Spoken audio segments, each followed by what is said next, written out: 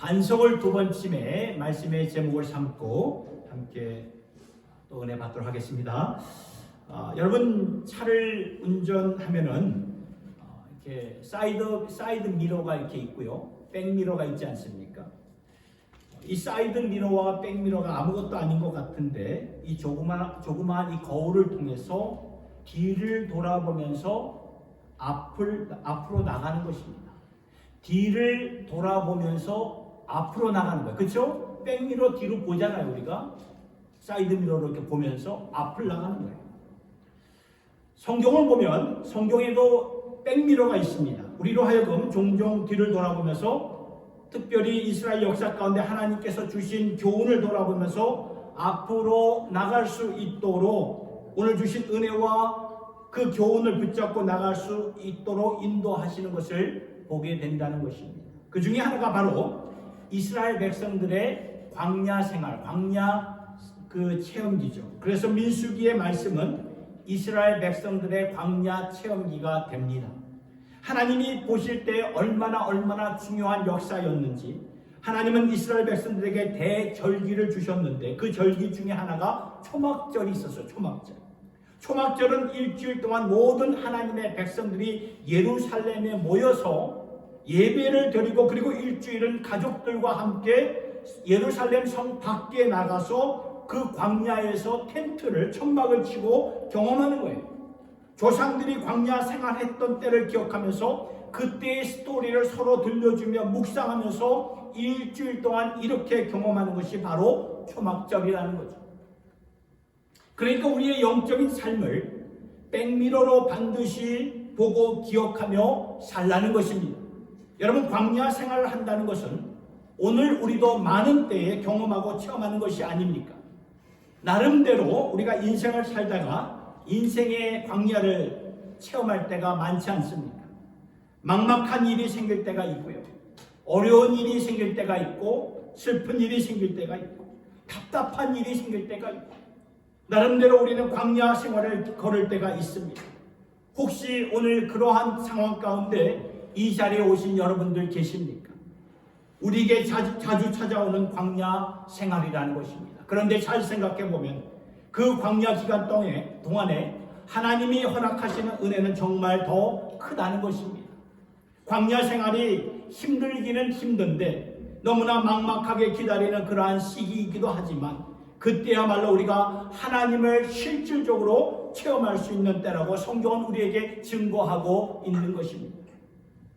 그래서 시편 기자는 시편 23편 4절의 말씀을 통해서 이렇게 고백하죠. 내가 사망의 음침한 골짜기를 다닐지라도 주께서 나와 함께 하신다. 주의 지팡이가 막대기로 나를 안위하신다는 것이죠.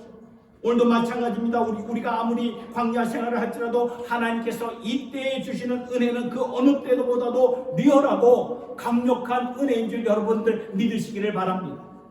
이스라엘 백성들의 광야 생활을 설명해주는 그 민수기의 말씀, 그래서 민수기의 말씀을 보면 광야의 그 40년을 어떻게 보냈는가를 크게 세 군데를 놓고 이렇게 보게 되는데, 지도를 이렇게 보게 되면은 이렇게 나와 있어요. 이스라엘 백성들이 저 왼쪽에 고센 땅 보이시죠? 고센 땅은 애굽에서 살았던 이스라엘의 역사가 됩니다. 그렇죠? 거기서 나와 출애굽하면서 홍해를 지나 마라를 거쳐서 어디로 갔냐 하면은 시내산으로 가게 되죠.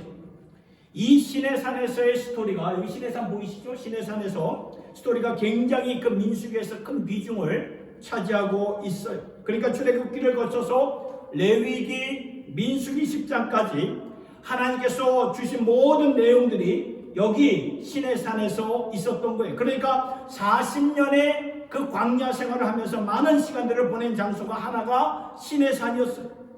그리고 민수기 10장을 보면은 그들이 시내산에서 일어나 어디로 갔냐 하면은 가데스 바네아라고, 이 중간 지중해 바로 밑에 가데스 바네아라로 이렇게 가게 됩니다.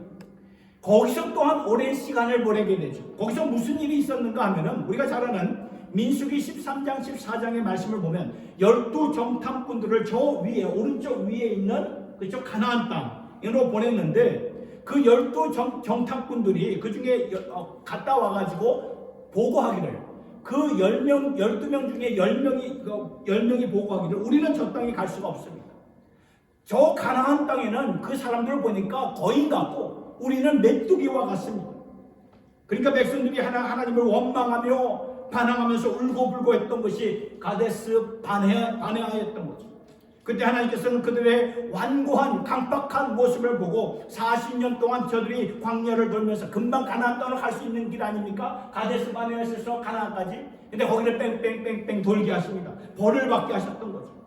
그러면서 한 세대는 가고 다음 세대를 일으키시는 하나님의 인도하심 가운데 이 가데스 바네아를 지나서 민수기 20장의 말씀을 보니까 저 밑에 있는 에시온, 그 오른쪽 제 밑에 있는 에시온 게벨을 지나 모압 평지, 그렇죠? 요단 평야로 가게 됩니다. 거기서 다시 한번 모세를 통해 출애굽기와 레위기에서 주셨던 율법의 말씀을 받게 되고, 그 다음에 모세는 거기서 죽고 이제 여호수아의 리더십을 통해 요단강을 건너가지고 가나안 땅으로 들어가게 됩니다. 이것이 이스라엘 백성들의 광야 40년의 삶이 민수기 말씀에 있었던 것이고요. 이 말씀을 주시면서 뭐라고 말씀하셨냐면 너희는 이때를 돌아보라고 강조를 하셨던 거예요. 그래서 여러분 민수기 말씀을 보면 4가지 테마, 4가지 주제가, 메인 주제가 나옵니다. 첫 번째 주제는 뭐냐면 인구조사였습니다. 이스라엘 백성들의 일어나 싸울 수 있는 남자들이 얼마나 되는가 인구조사를 하는 내용이 있었고요. 그리고 두 번째 주제는 그 백성들이 하나님 앞에서의 반항을 했던 거죠. 하나님의 말씀을 거역했어요. 하나님께서 그들을 인도하시고 약속의 땅으로 이끄시려는데 백성들은 하나님을 향하여 우리를 이곳에서 죽게 만든다고 반항하고 그 말씀을 거역하는 모습을 보았던 거죠. 그리고 세 번째 주제는 방황이에요. 방황. 그렇죠? 반항으로 말미암아 이스라엘 백성들이 40년 동안 방황을 하게 됩니다. 이것은 하나님의 심판이었고 벌이었습니다. 그리고 네 번째 주제는 가나안이었습니다. 그럼에도 불구하고 하나님은 당신의 약속에 충실하시고 신실하신 분이었기 때문에 이스라엘 백성들을 그 모압 평지를 지나 그 요단 평야까지 인도하셔서 거기서 가나안 땅을 보게 하시고 그 땅에 들어가게 하셨던 것입니다. 이것이 민수기 말씀의 전체의 흐름인데요. 하나님은 광야의 삶을 돌아보라, 우리의 영적인 삶을 백미러로 계속 돌아보라고 말씀하셨는데 그 중에 하나가 오늘 우리가 함께 본 민수기 20장의 무리바 물 사건이라는 거예요. 무리바 물 사건. 여러분 여기 보면 이스라엘 백성들이 광야, 이 사막을 지역을 지나다 보니까 물이 없어요. 물이 없는 거예요. 이번에도 물이 없어가지고 백성들이 모세와 아론을 불러가지고 원망을 합니다. 왜 우리를 이곳으로 인도해내가지고 우리와 우리의 가축들을 여기서 나와 죽게 만드는가? 뭐 좀 대답 좀 해봐라 하면서 모세와 다투기를 시작하죠. 그때 하나님께서 모세를 불러서 다시 한번 반석에서 물을 주셔서 저들이 죽지 않고 살게 하셨고, 그래서 마침내 약속의 땅 가나안까지 인도하신 은혜의 역사. 분명 인간들의 반항과 거역함이 있었지만 하나님의 은혜가 있었음을 우리에게 분명히 보여주시는 것이죠. 이것이 무리바 물 사건입니다. 이 사건을 통해서 오늘 우리에게 귀한 교훈이 되는 이유는 여기서 이스라엘 백성들의 반항하고 거역하는 모습을 우리가 좀 볼 수 있어야 된다는 것입니다. 백성들뿐만 아니라 모세까지도 하나님 앞에 반항했던 그러한 모습이 보여지는데 모세도 한계에 다다랐던 것이지요. 그동안 계속 그 광야에서의 백성들을 이끌어가면서 계속 백성들의 원망과 불평을 들으면서 그들을 하나님과 그런 중재하는 그런 가운데 한계에 다다라가지고 모세도 하나님의 영광을 가리우게 되었다는 것입니다. 오늘 우리가 민수기 20장의 앞부분을 읽었지만 계속 보면 모세가 이런 말을 합니다. 무리바라는 뜻은 다투었다라는 뜻이에요. 무리바 물 사건이 성경에 2번 나옵니다. 첫 번째 사건은 출애굽기 17장에서 나오죠. 저들이 애굽에서 나와 시내산까지 가려다가 그때도 물 사건으로 해서 다투는 일이 있었어요. 그때도 하나님이 모세를 불러가지고 이 반석을 너의 지팡이로 쳐라 명하시죠. 그래서 물이 나와서 반항하고 거역했던 백성들을 살려주셨는데, 그런데 이번에도 또 물이 없다고 반항하는 거예요. 그런데 여러분 이때는 오늘 우리가 읽은 이 민수기 이때는 다음 세대였어요. 그러니까 출애굽기 17장에서의 물 사건은 1세대들이 하나님 앞에서 반항했던 것이고, 오늘 우리가 보는 민수기 20장에서의 그 사건은 다음 세대들이 하나님 앞에서 거역하고 반항했던 모습이었다는 것입니다. 분명 여러분 생각해 볼 때 분명 출애굽기의 물 사건을 통해 부모 세대나 아니면 모세나 여호수아나 갈렙이나 이를 통해서 하나님의 심판을 들었을 텐데 여기서 또 반항하는 모습을 보게 된다는 거죠. 참 아이러니하죠. 그래서 본문 3절을 보니까 백성들이 모세와 다투면서 뭐라고 말하는가 보니까 이렇게 나오죠. 우리의 형제들이라는 것이 우리의 부모 세대들이라는 거예요. 우리의 부모 세대가 이 여호와 앞에서 반항하여 죽었을 때 우리도 죽었더라면 좋을 뻔하였다. 너희가 어찌하여야 여호와의 회중을 이 광야로 인도하여 우리와 우리의 짐승이 다 여기서 죽게 하느냐. 너희가 어찌하여 우리를 애굽에서 나오게 하여 이 나쁜 곳으로 인도하였느냐. 여러분 이 말씀을 읽으면서 얼마나 인간들이 악하고 패역한 것인가 적나라하게 보여주는 말씀이 아닙니까? 5절을 보세요. 5절에 보니까 너희가 어찌하여 우리를 애굽에서 나오게 하여 이 나쁜 곳으로 인도하였느냐. 여러분 이스라엘 백성들이 애굽 땅에서 400년이 넘도록 노예 생활을 하지 않았습니까? 노예 생활을 하다가 하나님의 강력한 그 은혜와 손길로 자유의 몸, 해방을 얻은 백성에도 불구하고 이들이 하는 말을 들어보세요. 왜 우리를 애굽에서 여기로 나쁜 곳으로 인도하였느냐. 완전히 패역한 마음이 아닙니다. 하나님께서 우리에게 자유를 주신 것은 좋은데 이 광야 생활을 하다 보니까 너무나 힘들다는 거예요. 전에 은혜를 베풀어 주신 것은 참 좋은데 지금 힘들다는 거예요. 지금 우리도 종종 그러지 않습니까? 전에 하나님이 많은 은혜를 베풀어 주셨지만 지금 힘들다는 거예요. 지금 살기 벅차다는 것입니다. 그러면서 우리의 마음을 꽉 닫아버립니다. 거역하는 모습을 보이는데 오늘 우리의 모습과 똑같다는 거예요. 엄청난 은혜를 받았음에도 불구하고 우리가 그때 조상들과 함께 죽었으면 나올 뻔했는데 왜 애굽 땅에서 우리를 인도하여 우리를 이 나쁜 곳으로 인도하였는가? 여러분 이것은 하나님께 반항하는 모습 아닙니까? 하나님의 말씀을 거역하는 거예요. 그때 모세도 확 돌아버린 거죠. 뚜껑이 열려버린 것입니다. 분명 하나님께서는 반석에게 명령하라고 모세에게 말씀하셨어요. 백성들을 모아가지고 반석에다가 명령하면 거기서 물이 나올 것이다. 말씀하셨는데 모세가 어떻게 했지요? 반석에다가 자신의 지팡이를 2번 콱콱 내리치지 않았습니까? 모세도 자신의 마음이 강팍해진 거예요. 하나님 왜 내게 이러한 패역한 백성들을 맡겨주셔가지고 나를 이렇게 속상하게 화나게 만드십니까? 지팡이로 반석을 내리치면서 하나님의 영광을 가리웠던 것이에요. 그래서 어떻게 되었나요? 하나님이 모세에게 말씀하시죠. 너는 내 영광을 가리웠다.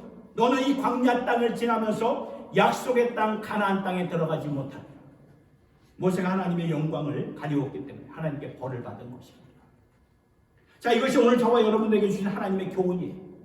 하나님은 분명히 당신의 은혜로 죄 짓는 백성들을 이끌고 약속의 땅까지 인도하셨는데 백성들의 죄악과 하나님의 은혜가 부딪힐 때, 상충이 될 때 항상 하나님의 은혜가 압도되고 우리에게 허락하신 구원의 은총을 거두시지 않는데, 그렇죠? 그런데 우리가 마음으로 거역할 때, 하나님께 반항할 때, 하나님께서 원래 갖고 계셨던 그 선하시고 기뻐하시고 온전하신 뜻에서부터 우리가 빗나갈 수 있다는 거예요. 우리가 거기서 동참하지 못할 수가 있다는 것입니다.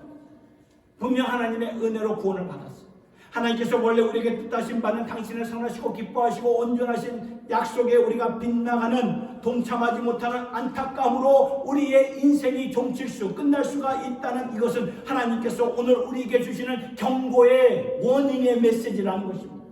그래서 그런지 하나님은 신약성경 히브리서 3장을 통해서 이때의 교훈을 자주자주 너희를 백미러로 돌아보면서 우리에게 말씀하시는 거예요. 히브리서 3장 7절과 8절 우리 같이 한번 읽어보겠습니다. 시작. 그러므로 성령이 이르신 바와 같이 오늘 너희가 그의 음성을 듣거든 광야에서 시험하던 날에 거역하던 것 같이 너희 마음을 완고하게 하지 말아라.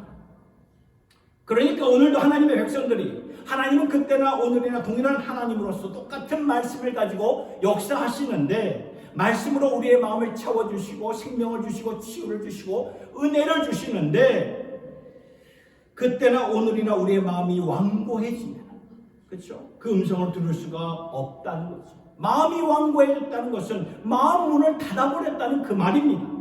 여러 가지 이유가 있겠지요. 우리가 인생의 광야길을 지나가면서 하나님께 실망할 수가 있어요. 광야길을 지나면서 우리가 너무나 지칠 수가 있고요. 우리의 마음속에 회의가 생길 수가 있고요. 우리에게 그 구원의 감격이 사라질 수가 있다는 거예요. 그러면서 마음 문이 닫히는 것입니다.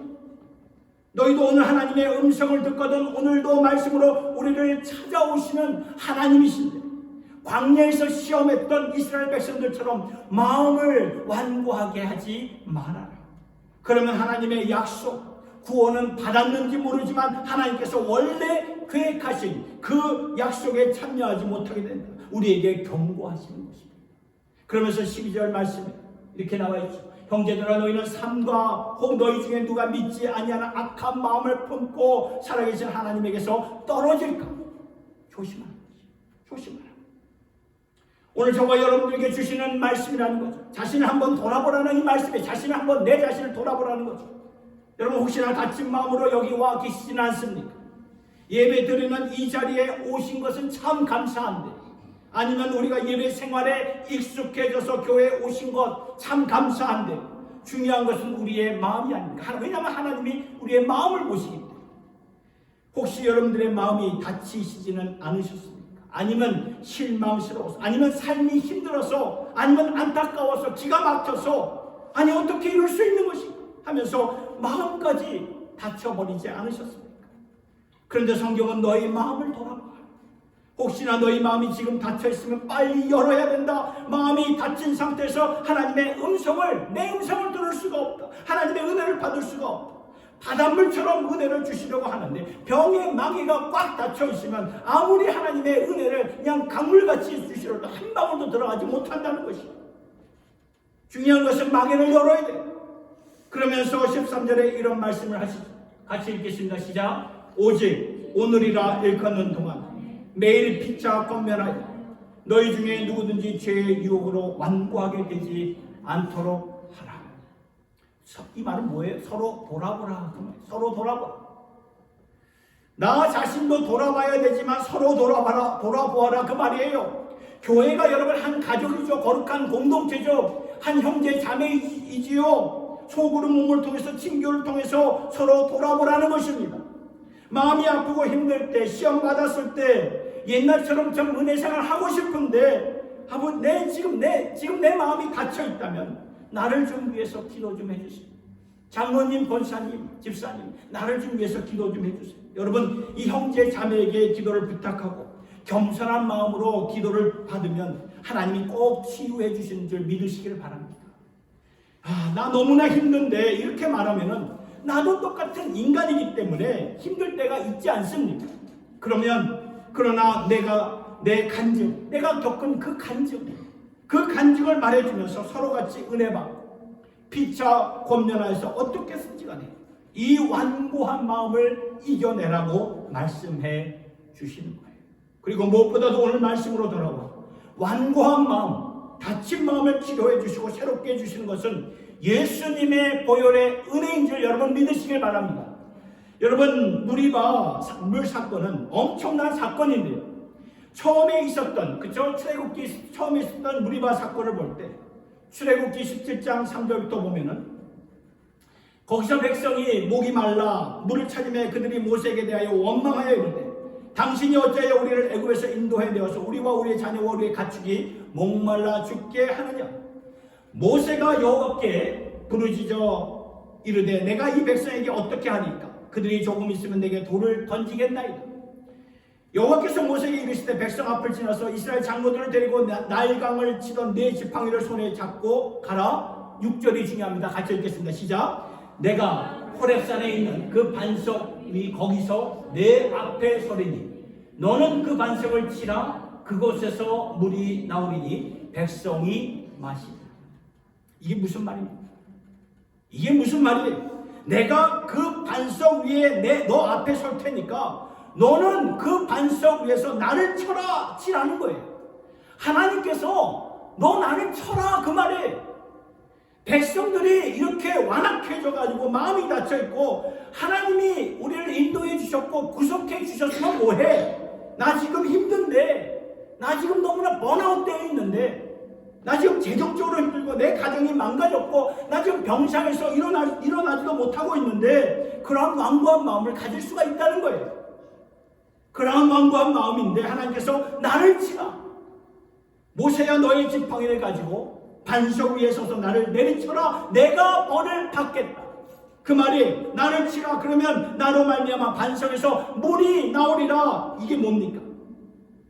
나를 치면 그 반석에서 물이 나오리라. 이게 뭐예요? 예수님의 보혈이에요. 예수님의 보혈.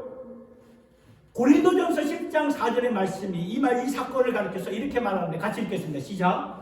다 같은 신령한 음료를 마셨으니 이는 그들을 따르는 신령한 반석으로부터 마셨음에 그 반석은 곧 그리스도시라. 보십니까? 이스라엘 백성들의 본보기를 가리키면서 광야 생활을 가리키면서 이 말씀을 주신 거예요. 그때 이스라엘 백성들이 반석에서 나오는 물을 마셔서 단순히 물을 마셔서 산 것이 아니라 신령한 음료, 하나님이 주시는 음료를 마셨는데 그 마신 것이 무엇입니까? 반석으로부터 나온 것인데 그 반석은 바로 예수 그리스도라는 거예요. 반석을 내리치지 않았습니까? 반석을 내리침으로 하나님께서는 우리의 모든 완고함을, 강팍함을 당신의 아들에게 앉히시고 그를 치게 하심으로써 그에게서 흐르는 보혈을 마심으로 나음을 입게 되었다. 그 말씀이라는 것입니다. 사랑하는 성도 여러분, 살다 보면은 내 마음이 완고해지고 완악해질 때가 있지 않습니까? 그러나 하나님께서 구원을 주셨대요. 하나님이 구원을 주셨어요. 구원을 주셨다면 다른 기도의 소원 안 들어주셔도 이 구원받은 것 하나만으로도 하나님께 일평생 찬송 찬양하다가 천국 가서 더 좋은 노래로 찬송해야 되는데 우리가 그렇지 않다는 것입니다. 삶이 힘들면 마음이 자동적으로 어떻게 되나요? 완고해지지 않습니까? 완고하다는 것은 우리의 부패한 모습인데 이 모습의 형벌로 모세로 하여금 당신 자신을 내리치라고 말씀하셨어요. 그래서 자신의 몸에서 흐르는 피가 우리의 완고한 마음을 녹일 수 있는 하나님의 은혜가 되고 하나님의 음료가 된다고 말씀하고 있는 것입니다. 말씀을 맺으면서 부를 찬송이 있습니다. 우리가 잘 아는 찬송가의 가사인데 이 찬송가의 가사를 한번 잘 의미해 보시기 바랍니다. 샘물과 같은 보혈은 임마누엘의 피로다. 이 샘의 죄를 씻으면 정하게 되겠네. 우리 같이 한번 읽어볼까요? 시작. 저 도적 회개하고서 이 샘에 씻었네. 저 도적 같은 이 몸도 죄 씻기 원하네. 속함을 얻은 백성은 영생을 얻겠네. 샘 쏟듯 하는 피곤새 한없이 있다. 날 정케 하신 피본이 그 상 하나인데 살 동안 받는 사랑을 늘 찬송하겠네. 이후에 천국 올라가 더 좋은 노래로 날 구속하신 은혜를 늘 찬송하겠네. 완고해진 사람은 저와 여러분들이 하나님이 베푸르신 은혜를 가지고 왜 나쁜 곳으로 인도를 하셨습니까? 이스라엘 백성들의 완고함이 아니라 오늘 저와 여러분의 완고함이라는 것입니다. 나를 구원해 주셨고 은혜를 주셨으면 뭐해? 지금 내 마음이 이렇게 닫혀버렸는데 마음을 닫아놓고 하나님을 원망합니다. 불평합니다. 죽겠다고 말을 합니다. 그럴 때 하나님이 뭐라고 말씀하셨나요? 나를 쳐라. 나를 쳐라. 내 몸에서 흐르는 보혈로 죄 씻음을 받고 완고한 마음 치유받고 새 삶이 되어서 일어나라고 말씀하시지 않습니까? 그러니까 오늘 우리에게 다친 마음이 있습니까? 완고한 마음이 있으십니까? 주님의 보혈 앞으로 나오시기 바랍니다. 주님의 보혈로 씻음 받기 원합니다. 예수님의 십자가 옆에서 죽었던 한 강도도 그 보혈을 찾고 기뻐하였고 그 샘물과 같던 보혈 안에 들어가 씻음을 받았다면 오늘 우리도 씻음 받을 수 있고 나음을 받을 수 있다는 것입니다. 아멘입니까? 오늘 우리 모두 새로운 마음과 새로운 영혼으로 하나님 앞에 일어날 수 있기를 예수님의 이름으로 축원합니다. 여러분 이 시간에 마음의 치유가 필요하신 분 두 손에 가슴에 대시기 바랍니다. 여러분 완고한 마음 치유 받으셔야 합니다. 하나님의 말씀은 오늘도 살아 역사하시는데 그 말씀 받지 않으면 이것 얼마나 안타까운 일이겠습니까? 주님 말씀하십니다. 내 보혈로 씻음 받으라. 두 손을 가슴에 대시고 제가 기도하겠습니다. 하나님 아버지, 우리가 살아가면서 무슨 일로 마음의 상처를 입고 마음이 닫혀 있을 때 오늘 너희가 그 음성을 듣거든 마음을 완고하게 하여서 그 옛날 이스라엘 백성들의 조상들처럼 하나님께로부터 떨어져 있지 말라고 경고하신 그 말씀, 아버지 우리가 듣겠습니다. 그리고 우리의 마음 문을 주님 앞에 활짝 엽니다. 아버지 주의 보혈로 우리의 완고한 마음을 씻어 주시옵소서. 닫힌 마음을 열어 주시옵소서. 돌같이 완고한 마음 살같이 부드럽게 하여 주시옵소서. 그래서 주님의 말씀을 듣고 살기를 원합니다. 천국은 이미 약속받았지만 천국으로 가는 길에서부터 하나님과 동행하며 하나님의 선하시고 그 온전하시고 기뻐하신 뜻에 참여하는 저희들 모두가 되게 하여 주시옵소서.